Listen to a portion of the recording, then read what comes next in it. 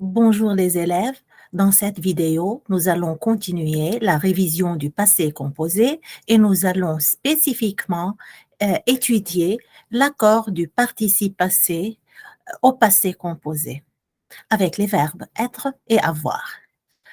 Alors, nous allons répondre à la question, faut-il modifier le participe passé? Should we modify the participe passé? Let's start with the conjugation of the reflexive verbs au passé composé. So we have learned that the reflexive verbs, whether they belong to the house of être or to the house of avoir, should be conjugated in the passé composé with the verb être, with the helper verb être, because they are reflexive verbs. And this is how they should look like. So if it is masculine, so if the speaker or the subject is masculine, the participe passé that we've learned how to create stays in the masculine form. If it's plural, we have to add an S and we conjugate them like this. Je me suis lavé. So remember, lavé does not belong to the house of être, but we still have to conjugate it with être in the reflexive form. Je me suis lavé. Tu t'es lavé. Il, elle, on s'est lavé. Il and on s'est lavé. Nous, nous sommes lavés. S. Vous, vous êtes lavés. S. Ils se sont lavés. S. Je ne me suis pas lavé is the negative form. I did not wash up. So here we understand that the speaker is masculine because we don't have the agreement here. So, or it's there, but it's invisible. It's masculin singulier. In the interrogative form, we say est-ce que tu t'es lavé or t'es-tu lavé? Now, in the feminine form, since it uses the verb être, we have to do the feminine agreement and the plural agreement as appropriate. Voilà, je me suis lavé. Notice the feminine E. Tu t'es lavé, E. Elle et on s'est lavé, E muet. Nous nous sommes lavés, E muet, S. Vous vous êtes lavés, E muet, S. When necessary, elles se sont lavées, E, S. Je ne me suis pas lavé, E. Est-ce que tu t'es lavé? We add the feminine E. And t'es-tu lavé? We add the feminine E. Now, usually, so we said that usually,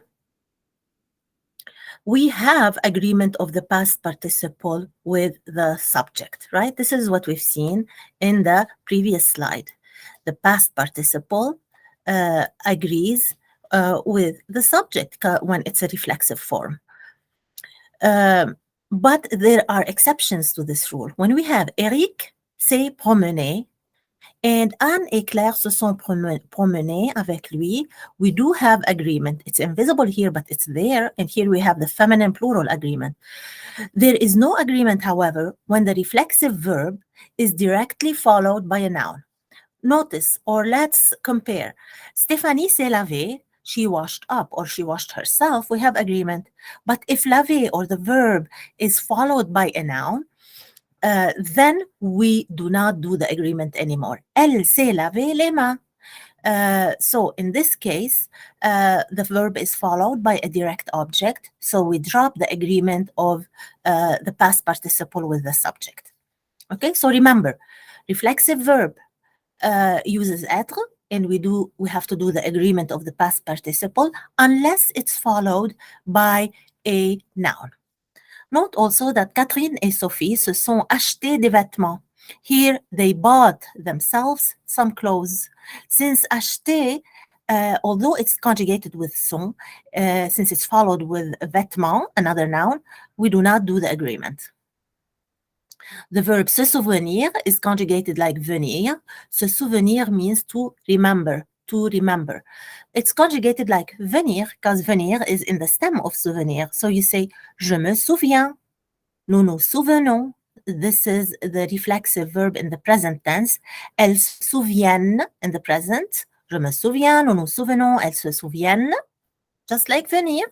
And then in the passé composé, we say, je me suis souvenu. And here we have the agreement, right? Because we don't have a noun after it, which is what we learned in the previous slide.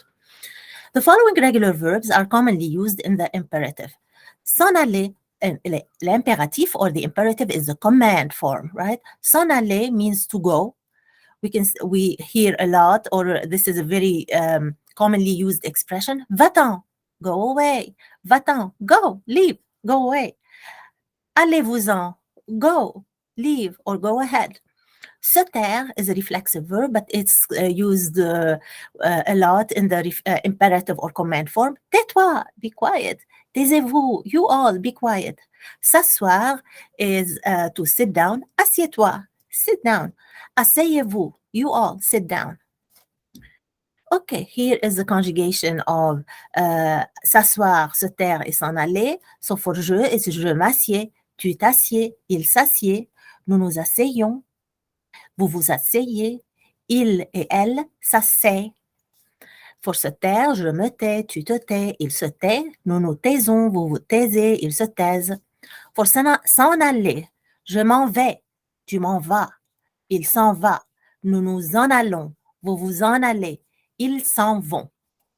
D'accord? So here are three reflexive verbs that are conjugated in the present, and we saw how they are conjugated in the command form.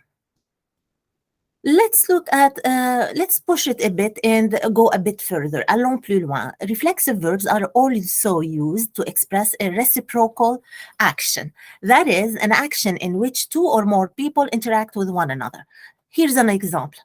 Philippe et Claire se téléphonent. So they are phoning or calling each other. Ils se téléphonent. D'accord? Philippe et Claire phone each other. Marc et moi, nous nous voyons souvent. We see each other often. Nous nous voyons souvent. We see each other often.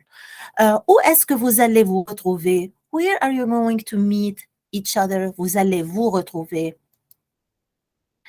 Now let's look at the accord du participe passé, or the agreement of the past participle when appropriate. Okay, so here is the learning target. Again, we're trying to find out if il faut modifier le participe passé. Here are some verbs. We have monter, descendre, rentrer, sortir, passer, retourner. That are, we know, they are être verbs, right? They belong to the house of être, but sometimes they are used with avoir, and this is what we're going to look at and see the difference in agreement. So these verbs generally use être as a helping verb, except when there is a direct object. Then they must use avoir as a helping verb. The meaning of these verbs differs according to the helping verb that is used. Okay, so we've seen this in different ways, but today I'm going to explain to you how to recognize a direct object. It answers usually the questions what or when. The subject does something to the object. So when or what does the subject do to the object? For instance, the cat ate the mouse. The cat ate what? The mouse. So the mouse is a direct object. La fille a sorti le lait. Elle a sorti quoi or what? Le lait. Now, let's look at how the verbs are used, what a verb is used as a helper verb and why. Je suis monté pour voir le match. Here, I myself went up or ascended or climbed up to see the match, right? So use être because there is no direct object after monter. Compared to j'ai monté l'escalier roulant. I climbed the electric stairs, okay? So since there is a direct object, I went up what? L'escalier. This is a direct object, so there is no agreement, and we do use avoir. Je suis sorti de la maison. I went out of the house. Here we don't have a direct object. Notice we have a preposition, so no direct object. We use être and we do the agreement. Here we have j'ai sorti le jambon. I took out what? From the fridge, for instance. Le jambon is a direct object and there is no preposition. So we use avoir and no agreement. Same thing for le chien est descendu and il a descendu le jouet. Pause here and try to make the same analysis as the two previous examples. How can you tell if the reflexive verb me, te, se, nous, and vous which are reflexive pronouns, right, is a direct object, because they could be indirect. Usually it is a direct object, but when there is another object, the reflexive pronoun is an indirect object, and there is no past participle agreement with an indirect object. Let's look at the examples in the following sentences where the direct objects are italicized. Okay, here we have elle s'est lavée. Elle s'est lavée. We have agreement because the word laver is feminine singular and agrees with the preceding direct object, which is se. She washed whom? Herself. So it's a direct object, right? We consider that se is a direct object and we do the agreement. When we have elle s'est lavé les mains, we have a direct object here, les mains. So se is an indirect object. No agreement, the direct object les mains does not precede the verb. The word se is an indirect object because it is also another direct object. So if we have the direct object here, we don't do the agreement because this is indirect. This is another explanation of why there is no agreement here. Ils se sont rencontrés au restaurant. Here, rencontrer is followed by indirect object, an indirect object because it's preceded by o, which is a preposition, which means that ce is direct and we do the agreement. Okay, continuons. We saw how the 6 movement verbs can take either être or avoir depending on what object, direct or indirect, follows them. Now we will examine the reflexive verbs. While always conjugated with être, the difficulty is in the agreement of their past participle. So actually this is another way to explain what we just saw. Elle s'est lavée, ce is a direct object, so we do the agreement. Elle s'est lavé les mains, direct object is les mains is direct object, which means that ce is indirect, so we do not do the agreement. Ils se sont rencontrés au restaurant. So here is an explanation with colors of the same idea.